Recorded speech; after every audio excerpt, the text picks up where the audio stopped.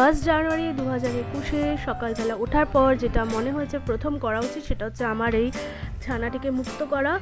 20 তারিখ থেকে এর সাজানো ছিল আর আজকে 1 তারিখ। এবার একে পুরো পরিষ্কার করে ক্লিন করে বাইরে দিয়ে দেবো রোদে, আবার ওর নিজের জায়গা। আর এই অ্যাক্সেসরিজগুলোকে ভালো করে ধুয়ে পরিষ্কার করে আমি রেখে দেবো। পরের বছর এগুলো আবার ক্রিসমাসের আগে বার করব, আবার ইউজ হবে।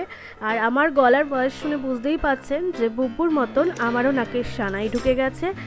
এর জন্য আমি ব্লগটাকে এডিট করতে বসতে পারছিলাম না। ইচ্ছা ছিল রোববারই দিয়ে দেওয়ার, কিন্তু আমি কিছুতেই এটা নিয়ে বসতে পারছিলাম না। অবশেষে রোববার সন্ধেবেলা থেকে আমি বসলাম এটাকে এডিট করতে। আর এই অ্যাক্সেসরিজগুলো আমি সব গুছিয়ে রেখে দেবো, পরের বছর আবার বার করব। আর শুধু এলইডি লাইটের যে সেটিংটা আছে এটা এখানেই থাকবে এখন আপাতত।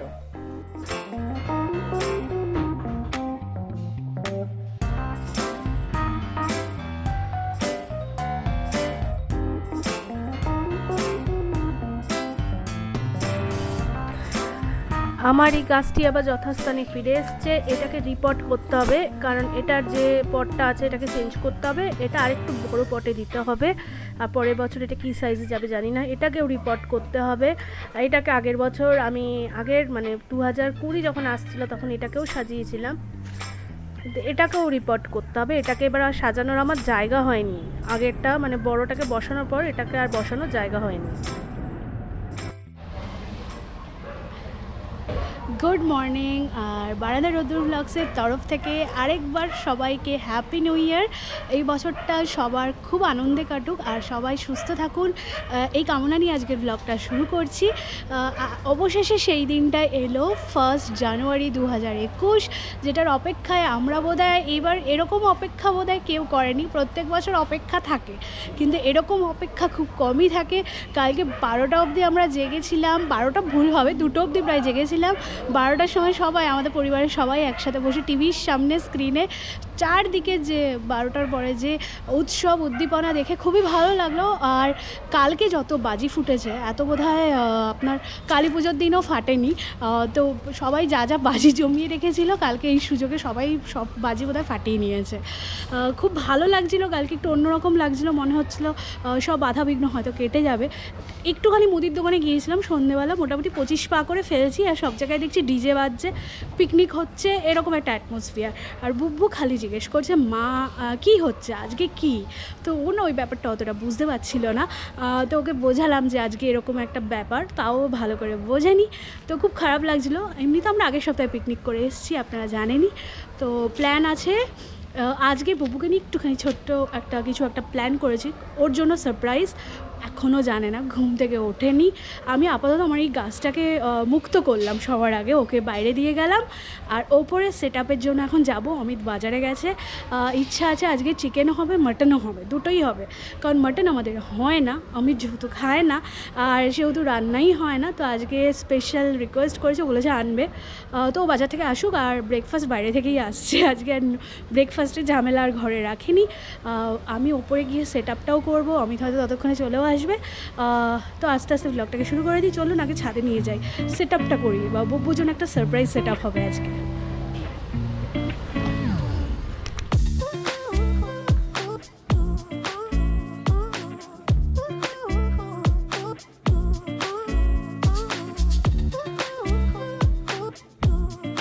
আমি ছাদে এসেছি যদি জানতে পারে বুব্বু, তাহলে বুব্বু আমার পেছন পেছন ছাদে চলে আসবে, তাহলে সারপ্রাইজ থাকবে না। এখন 9টা বাজে, ও এখনও ঘুম থেকে ওঠেনি। ওঠার আগে আমি চটপট করে সাজিয়ে নিচ্ছি। এই টবগুলোকে নিচ থেকে নিয়ে এসেছি, যেগুলো অন্যান্য দিন আপনারা আমার বাগানে দেখেন। আর এছাড়াও হচ্ছে যে জিনিসগুলো আমি এখানে ইউজ করছি না কোনোটাই কিন্তু আমি কিনে নিয়ে, এগুলো কোনো না কোনোভাবে আমার কাছে হয়তো গিফট এসেছিলো, অথবা বাচ্চা থাকলে যেগুলো আমাদের মোটামুটি কিনতে হয়।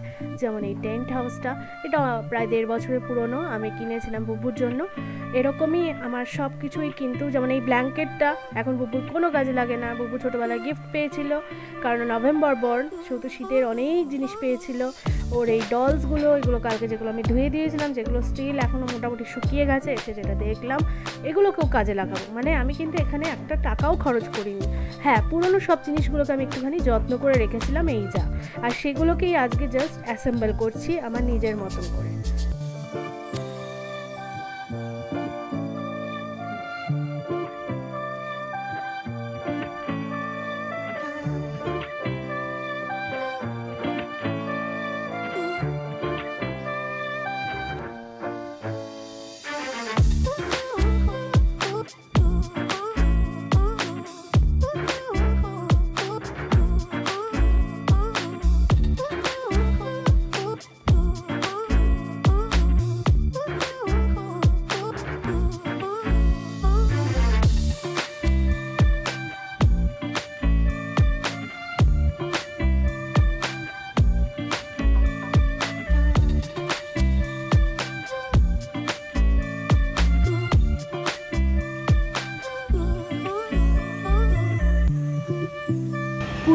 আধা ঘন্টার চেষ্টায় আমার আপাতত বোবোর জন্য যে পিকনিক টেন্টটা বানানোর ইচ্ছা ছিল, টেম্পোরারি অবশ্যই, ওটা বানিয়ে ফেলেছি। আর এই যে গুডিসগুলো যেগুলো আছে, যেগুলো আমরা যতক্ষণ থাকবো একটু তো মানচিং চলবে, এগুলো আমি পরে দিচ্ছি। আর অবশ্যই সাথে আমার এই ছানাপোনাগুলোও থাকবে না, এটা হতেই পারে না, তো এদেরও কয়েকজনকে ওপরে নিয়ে এসেছি। ইনসাইড থেকে বুবুর টেন্ট এরকম লাগছে। বুবুকে টোটাল সারপ্রাইজ দেওয়া হবে, যেটা আগেই বলেছি। আমি জানি না বুবুর রিয়াকশন কী হবে। অমিত আসুক, অমিত বাইরে গেছে, ও এলে তবে বুবুকে নিয়ে আসবো ওপরে।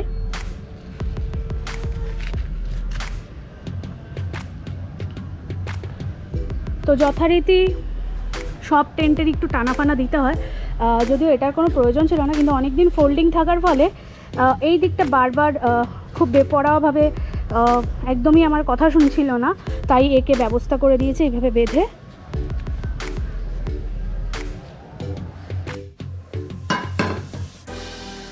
আজকে ব্রেকফাস্ট হচ্ছে, বাইরে থেকে এসছে আমাদের ফেভারিট কচুরি, আর হচ্ছে সাথে এটা কি দিয়েছে মা, ছোলার ডাল না আলুর তরকারি বুঝতে পারছি না, কুমড়োর চোখা মনে কুমড়ো আলুর তরকারি, ফুলকপি দেওয়া। ফুলকপি দেওয়া? ও ওকে। তো বলছে যে ফুলকপির গন্ধ বেরোচ্ছে, তাই না?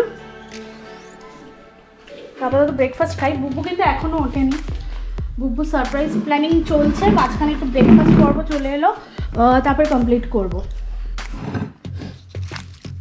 এই মুহূর্তে এডিট করতে বসে যেটুকু বুঝতে পারলাম এই ব্লগটা অনেক বড় হতে চলেছে, তাই দুভাগে দেওয়ার চেষ্টা করছি।